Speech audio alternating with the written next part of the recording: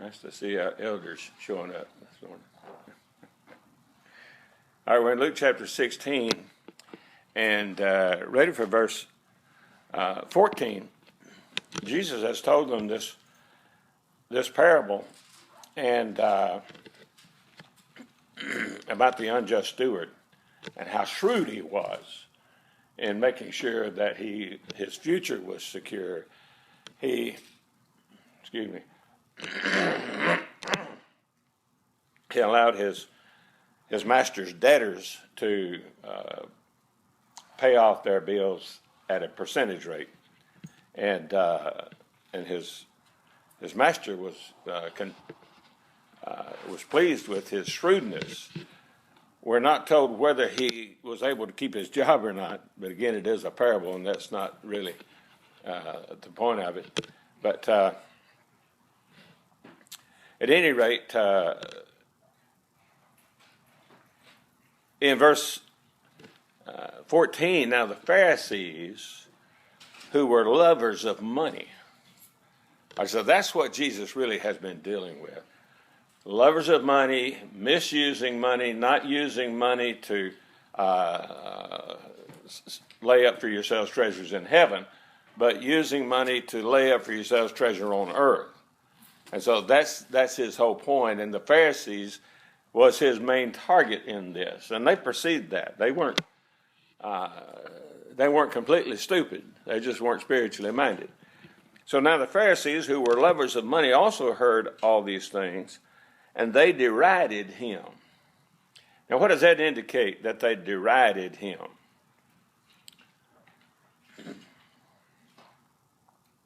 Go ahead. Okay, belittled him. Okay. Say it again.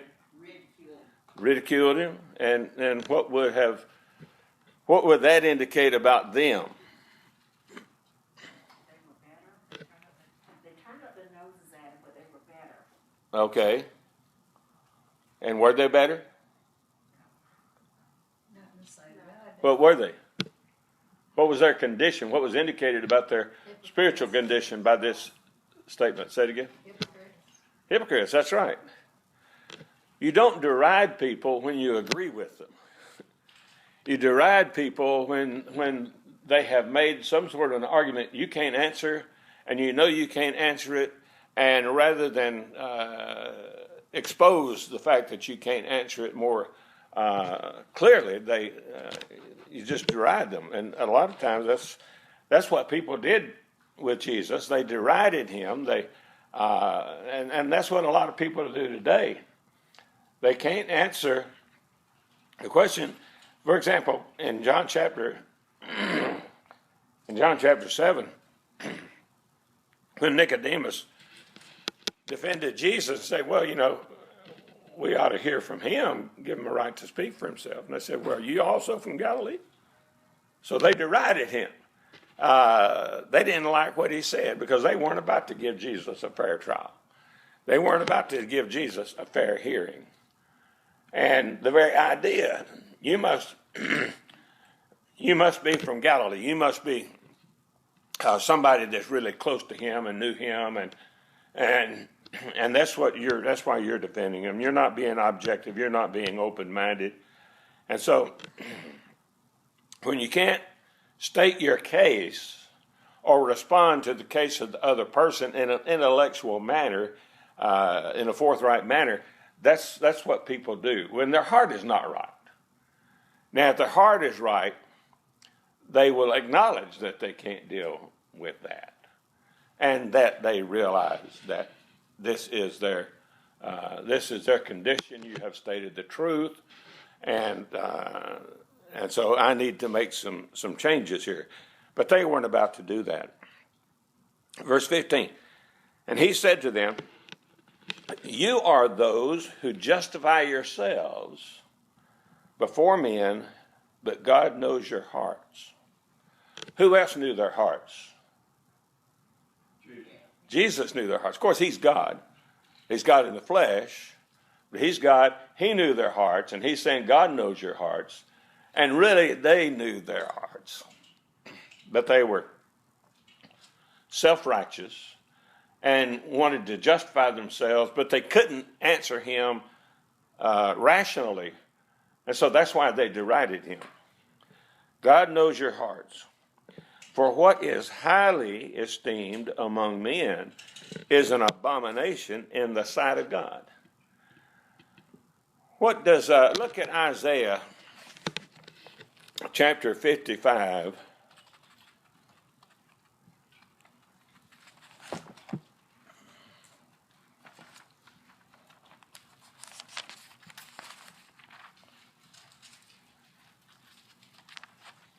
In verses 8 and 9, where Isaiah there, and he's dealing with this same problem. Jesus refers to this more than once, that the people that he was dealing with had the same problem of the people that Isaiah was dealing with, a self-righteous people who had departed from the law, going through some motions, but not being true to the will of God as far as their innermost hearts was concerned. So in Isaiah 55 verses 8 and 9, for my thoughts are not your thoughts. Well, let's start back with verse 6. Start back with verse 6 because it explains what the 4 is there for. Seek the Lord while he may be found. Call upon him while he is near. Let the wicked man forsake his way, and the unrighteous man his thoughts. Let him return to the Lord, and he will have mercy on him. And to your God, for he will abundantly pardon. You are in need of pardon. You are in need of forgiveness. But you're not going to receive that forgiveness as long as you have this haughty spirit, as long as you have this self-righteous attitude. And so you've got to call upon God. You've got to forsake your way. You've got to forsake your thoughts and return to the Lord. And when you do that, the Lord will have mercy on you, and he will abundantly pardon you. Then in verse 8, he explains why he says that. For my thoughts are not your thoughts, nor are your ways my ways, says the Lord. They perhaps were in denial about their ways. Maybe they thought their ways were right, but they were satisfied with their ways. And that's why they never would listen to Isaiah any more than they listened to Jeremiah, or later Israelites would listen to Ezekiel or Daniel. Their hearts simply weren't right, and they apparently thought that their thoughts were as high as God's, and their ways were as high as God. But he says no. Verse 9, for as the heavens are higher than the earth, so are my ways higher than your ways, and my thoughts than your thoughts. And so this is the problem here in Luke chapter 16 with these Pharisees. They could not bring themselves to admit that there was anything wrong with their thinking, or that there was anything wrong with their actions. And so Jesus is saying, yes, there is something wrong. You highly esteem certain things that God sees as an abomination. What is an abomination? Let me put it this way. Is there anything worse than an abomination? There's a myth about a beast called the Yeti in the Himalayas. And he is also referred to more commonly as the Abominable Snowman. That's one being, assuming it was real, and I don't believe it is. That's one being you don't want to confront.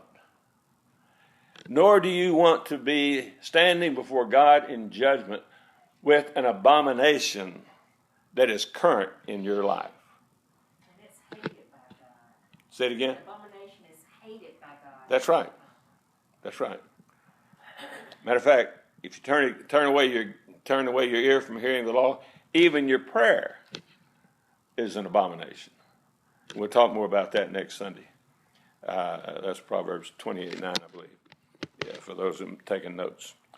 So what is highly esteemed among men, what you highly esteem, and this is the privileges that they enjoyed, the position that they enjoyed, the compliments of one another, the praise of one another, praise of men more than the praise of God. John says in chapter 12, verses 42 and 43, I believe. And so they highly esteemed certain things that were an abomination to God. And that's why Jesus is trying to get through to them. That's why he's telling this particular parable and parables like it. Most of the parables are talking about some aspect of the kingdom. Even here it kind of is, but here he's talking mainly about the attitude of those who are in the kingdom, attitude of those who are citizens in the kingdom, or the attitude that must be expressed or manifested in order to be a citizen in the kingdom. And so it's still talking about the kingdom, only in a more indirect way than some of the other parables. In verse 16, the law and the prophets were until John. Since that time, the kingdom of God has been preached, and everyone is pressing into it. Some translations say forcing themselves or forcing their way into it. Say it again. John the Baptist. That's right. The law and the prophets were until John the Baptist. We'll get to that later in this chapter. We're talking about Lazarus and the rich man, and that comes up again. So we'll hold off a little bit on elaborating on that. But just to say that the Old Testament was represented by the law and the prophets. Even Jesus encouraged people, because he was dealing with Jews, to keep the law and to believe and obey the prophets. But there had been something added to the law and the prophets, and that is the words of John the Baptist and, of course, the words of Jesus. Do you have something, Roby? You think that mankind was taught in the Old Testament that be obedient to God, and if you weren't, you had a punishment. Usually it was death. Yeah. Or had to be clean or whatever, but you had something that you had to be Yeah. done. Mankind was used to that punishment and that result. As the New Testament comes into play, mankind is still looking for that punishment. God's going to punish in his due time.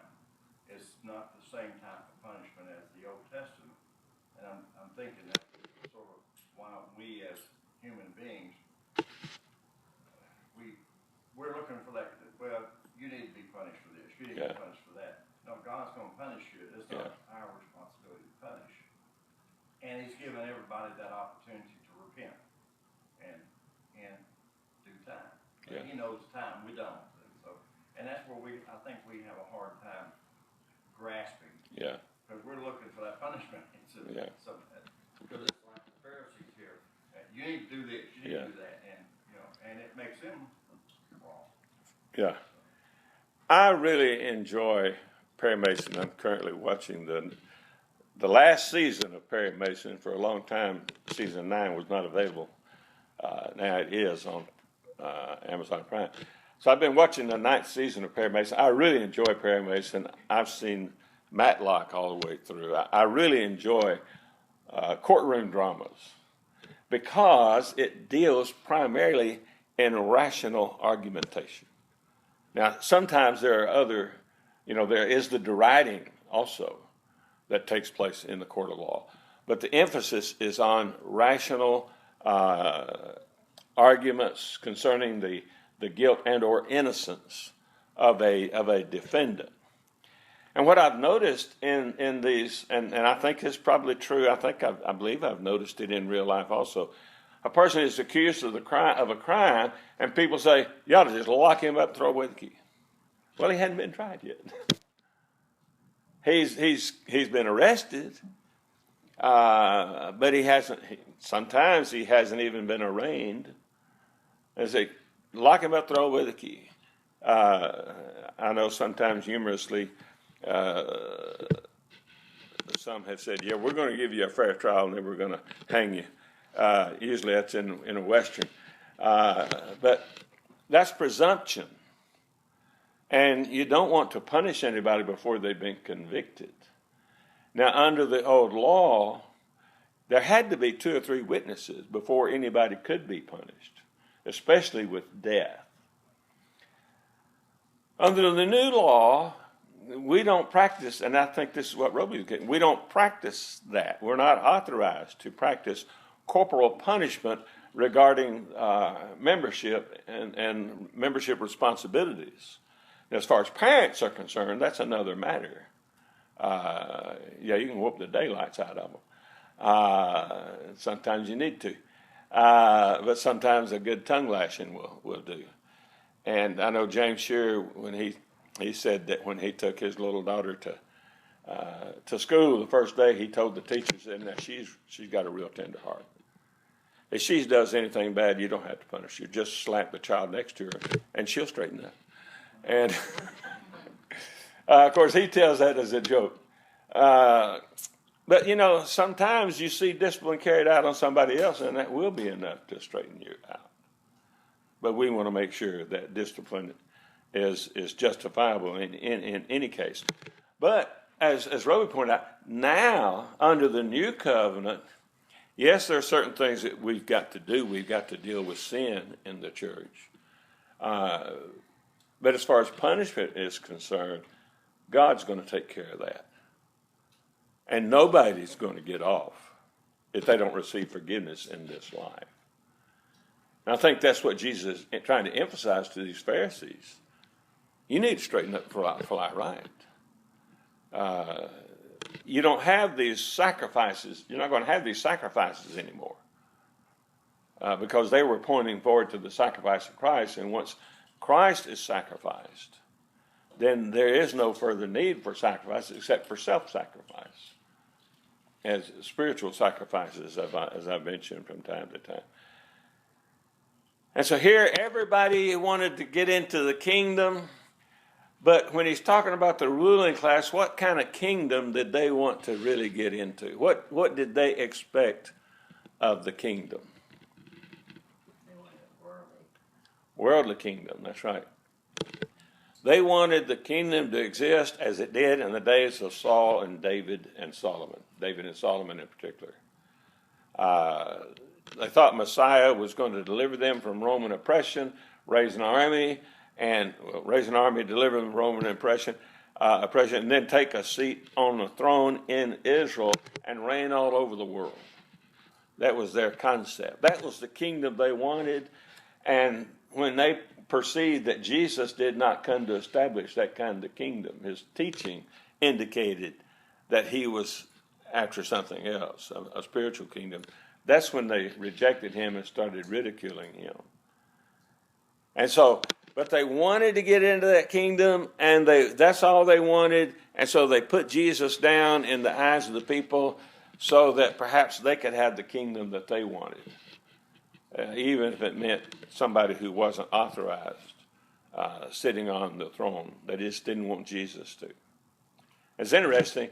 They rejected Jesus as king, but when they brought him to Pilate, they said, he's opposed to Caesar. And when Pilate said, I'll let him go, they said, no, we have no king but Caesar. And you're not a friend of Caesar's if you let this man go. But Jesus was not in opposition to Caesar.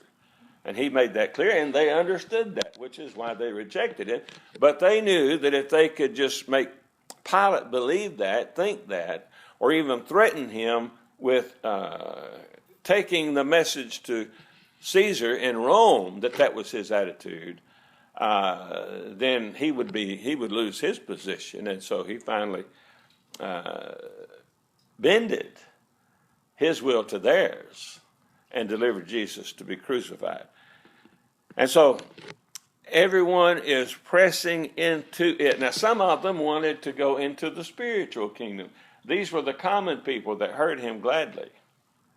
These were the ones that, when they heard a parable, they would come to him and say, I really didn't understand that parable, Lord, and I really, really want to. And he would explain that to them, and they would take that to heart. But the Pharisees would have none of it. He says in verse 17, it is easier for heaven and earth to pass away than for one tittle of the law to fail. Now, the law never failed. It did come to an end. Officially, the law came to an end at the death of Christ. From a practical standpoint, it didn't come to an end until the destruction of Jerusalem, because the people perpetuated the law and the sacrifices without authorization from God while they were in rejection of Jesus, the Son of God, and refusing to accept the new covenant that God was making with all men. But he says, no, one tittle will not fall. But there were a lot of things that they missed, and that's the purpose of the Sermon on the Mount that we looked at in chapters 5, 6, and 7. They were missing the heart of the law. The heart of the law.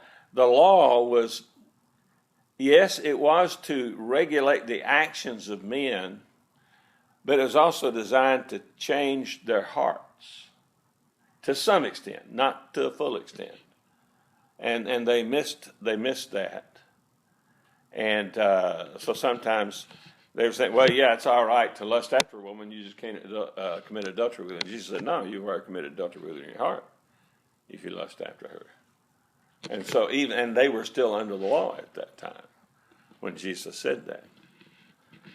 So one tittle of the law will not fail. It's easier for heaven and earth to pass away than for that to happen. And so John and Jesus didn't come to end the law in their lifetime, but to show that the law was coming to completion. It was about to be fulfilled. And once it's fulfilled, it's no longer binding. If I were to make a dentist appointment for 2 p.m. tomorrow, and I could see by 12 o'clock that I'm not going to make that 2 p.m. dentist appointment, I can go by and see them and say, look, I'm not going to be able to make that 2 o'clock appointment. And they'll reschedule, probably. Well, I no longer have that 2 o'clock appointment. It's been destroyed.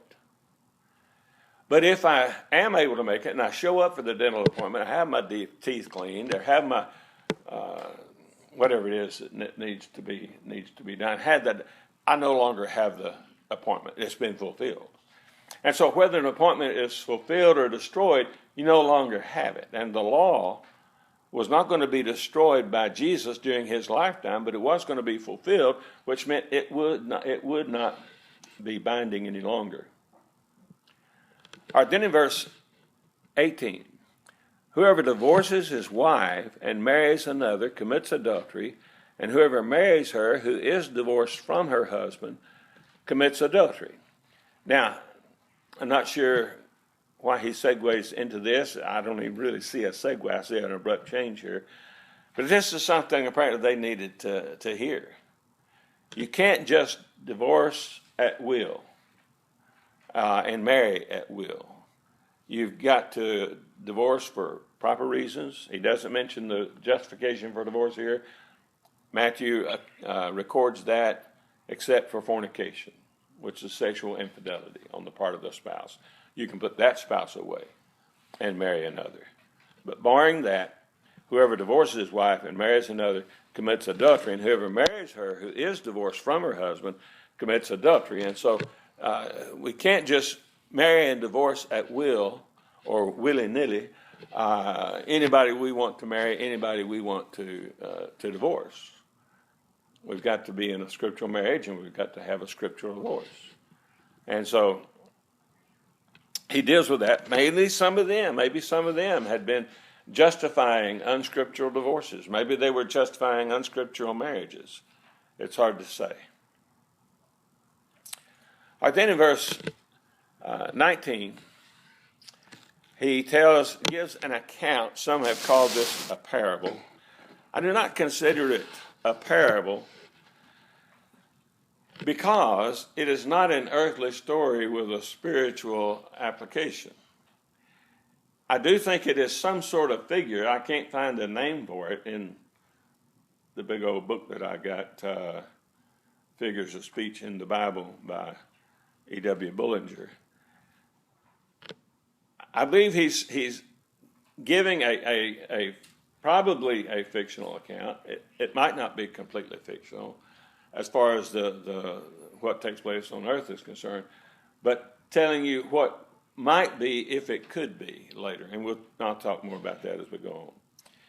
In verse 19, there was a certain rich man who was clothed in purple and fine linen and fared sumptuously every day. What does purple and fine linen and faring sumptuously indicate? Rich, wealthy. Rich, wealthy, that's right. What is faring sumptuously? His feel. Say it again? His feel of any food or drink that he Okay, that's right. He ate only the best foods.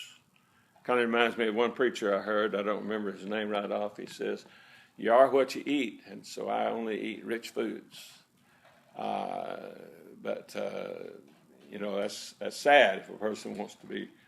If that's what if he's got dollar signs in his eyes, he's not much of a preacher.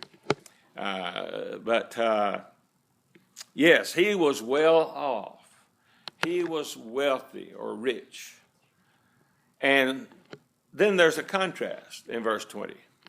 But there was a certain beggar named Lazarus, full of sores, who was laid at his gate, desiring to be fed with the crumbs which fell from the rich man's table. And we're not told whether or not he received any of those crumbs. I take it he was not knocking at the door and asking to come in and to enjoy a meal. He just wanted something. Maybe he, we see a lot of this on Skid Row dumpster divers. They're just looking for something to eat. They've fallen materially, and they don't have anybody. Either they don't have anybody, or they're too proud to ask anybody for help, and so they just try to fend for themselves. And it's interesting that some people will be too proud to ask for help, and then they'll go rob a bank or rob a grocery store. What's up with that? If you need help, ask somebody. I believe we can all find somebody to help us. I don't believe that nobody could not find anybody to help them if they were in dire straits, had legitimate needs that they could not meet. Besides, cities usually have kitchens, soup kitchens, and things of that nature, where a person can go in down on his luck and get a meal, maybe get some clothing, a coat if it's the wintertime. And so, and I don't know about the first century. I don't know whether, I like to think there would be somebody that would take care of him. I don't know. Maybe he was unable to move. He was laid at his gate. So maybe he was an invalid. Maybe he couldn't go to where, to the other side of the fence where the grass is always greener. But he was desiring to be fed with crumbs which fell from the rich man's table. Moreover, the dogs came and licked his sores. We're not told whether he got relief from that or whether that is whether that was a bother to him. But that's how low he was. He could not even fend off the dogs who were coming and licking his sores. And so he's fallen, materially speaking. Verse 22, so it was that the beggar died and was carried by the angels to Abraham's bosom. The rich man also died and was buried. Now when it says the angels, or the beggar was carried by the angels to Abraham's bosom, I don't know that we're intended to take that literally, except in the sense that he died. His heart was right with God. To whatever extent he was able, he had listened to the law and the prophets. That seems clear as we go through the remainder of the chapter here. And so he was taken care of in the afterlife. He's at Abraham's side. Some translations say, this says Abraham's bosom. Some say Abraham's side. I take it Abraham's embrace. He's with Abraham. He's in a, when Jesus was about to die, what did he tell the penitent thief? This day, what? You will be with me In paradise. So surely Jesus is going to be in Abraham's bosom. So Abraham's bosom and paradise are the same thing. When Peter preached the first gospel sermon after the death, burial, and resurrection of Christ, he quoted David in the Psalm saying, "My soul will not be left in Hades." So Hades, Abraham's bosom, and paradise I would think refer to the same thing, at least Hades and paradise from those two passages alone. And then that would be where Abraham was. Surely Abraham was in paradise. And so here's to me a figurative way of expressing that he is taken care of. And at this point, it just says the beggar, the rich man also died and was buried. It doesn't say anything about the disposition of the beggar's body, whether he was buried, whether he was cremated, whether surely the rich man wouldn't have allowed his body to lie there in his gate and what decay, right? Thank you. I was looking for one of them $10 words, but decay is fine. So probably though his body was taken away, but no attention is given to that. What attention is given to? It's not his body, but his soul, his spirit, that is conveyed to Abraham's bosom. The rich man also died and was buried. I can imagine he probably had a big funeral, big turnout. Maybe all his servants were there. I don't know I don't know that he had many friends because of the attitude he seemed to have toward his wealth. But I would imagine there would have been a big turnout at his funeral. And that always amazed me whenever a communist leader dies, and the communists notoriously do not believe in God, and their society is based on atheistic principles and not godly principles, whereas in America, our laws are based on what is called the Judeo-Christian ethic. But in Russia and other communist countries, they do not recognize that as being profitable for any good, and they don't believe in life after death. And yet, when a communist leader dies, they surround his body with flowers, put him on a float, parade him through the city. And I wonder,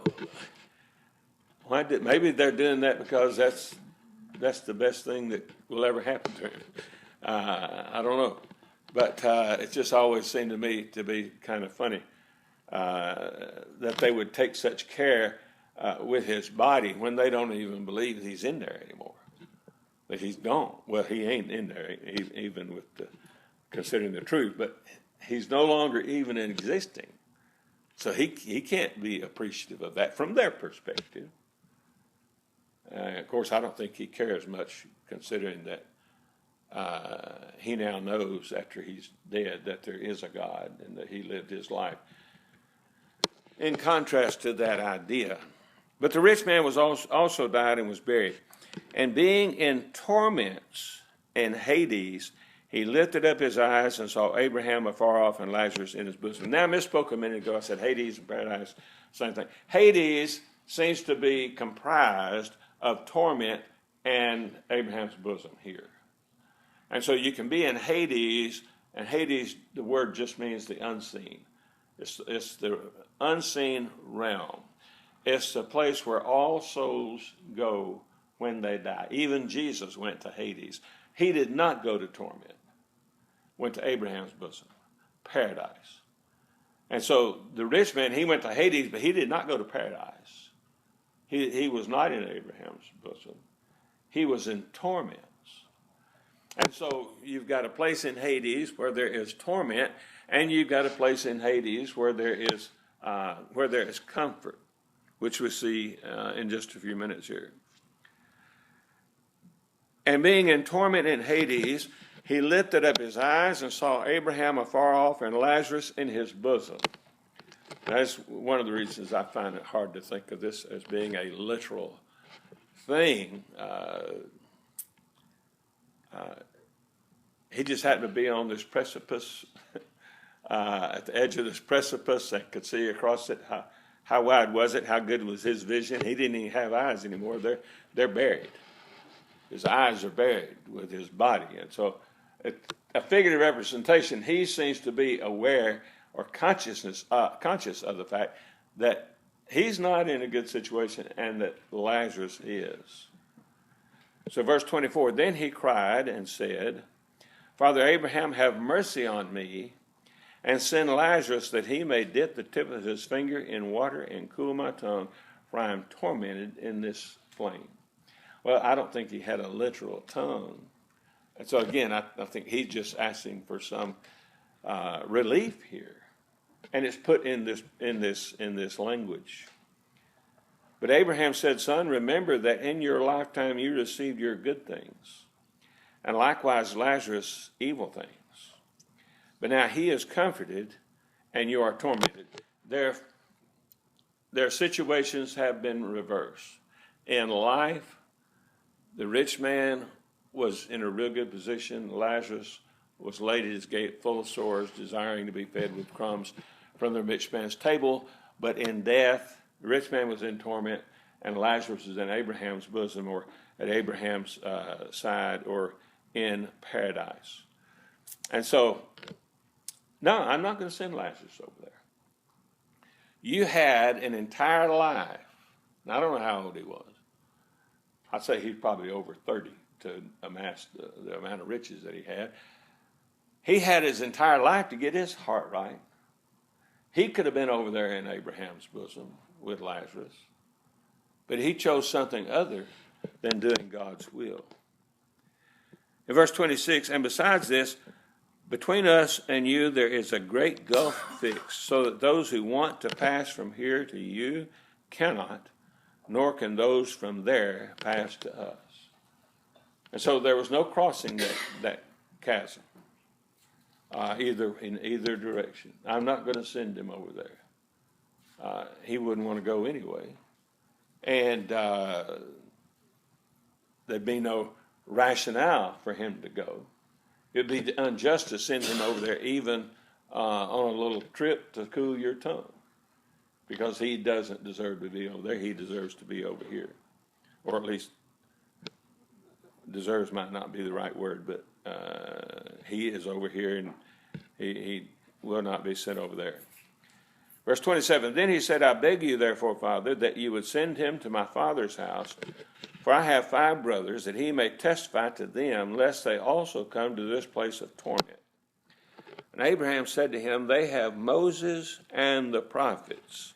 All right, back in verse 16, remember the law and the prophets run till John. Here, Moses and the prophets stand for the law and the prophets. Moses, the lawgiver. They have Moses and the prophets. Let them hear them. In other words, if they will hear them, they will clean up their lives, and they won't have to worry about being where you are. And that implies that if you had listened to Moses and the prophets, you wouldn't be where you are. You'd be over here in my bosom, at my side. And so that's his point. Not that Lazarus was rich and that was the reason he was in torment, but that he had not listened to Moses and the prophets. By implication, then, the beggar had listened to Moses and the prophets, but he had fallen on hard times. And now he is rewarded for having listened. Don't this also tell you that he's still under the Old Testament? That's right. Because he's telling them to listen to Moses and the prophets, not. That's right. Jesus, they'll be under the Old Testament until Jesus dies. So, all right, send in my 5 brothers now. verse 29, Abraham said, they have Moses and the prophets, let them hear them. He said, no, Father Abraham, they're not going to listen to Moses and the prophets. But if one goes to them from the dead, they will repent. He knows they need to repent, which means he knows he should have repented at some point in his life, cleaned up his life. But he said, this is Abraham, if they do not hear Moses and the prophets, neither will they be persuaded, though one rise from the dead. I don't think there's an allusion here to Jesus. Some were persuaded after the resurrection of Jesus. But if I send Lazarus back, that ain't going to help them. I've mentioned A.C. Grider from time to time. He was preaching on this passage. He said, can you imagine? Here these 5 brothers are all in their father's house, and they hear a knock on the door. And they go to the door, and it's a man in ragged clothes. And he says, my name is Lazarus. I died and I went to Abraham's bosom, and across the chasm over there I saw your brother in torment, and he asked Abraham to send me, and Abraham has sent me to tell you he doesn't want you there. I don't think that he would be well received. You probably would laugh at him. Yeah. And, a lot of times we share with people the gospel, and then they'll say, are you saying that my grandmother who died without being baptized is going to hell? And I didn't say anything about your grandmother. I'm just talking about what the Bible said. And so they had to hear Moses and the prophets. People today need to hear Jesus and the apostles. And whatever Jesus said, whether he said it directly or whether he said it through his apostles and prophets, as far as the New Testament is concerned, that's what we're going to be judged by. And so they had a law, they had a covenant, they had violated that covenant, and we've got a law, we've got a covenant, we cannot afford to violate it. All right, anything else?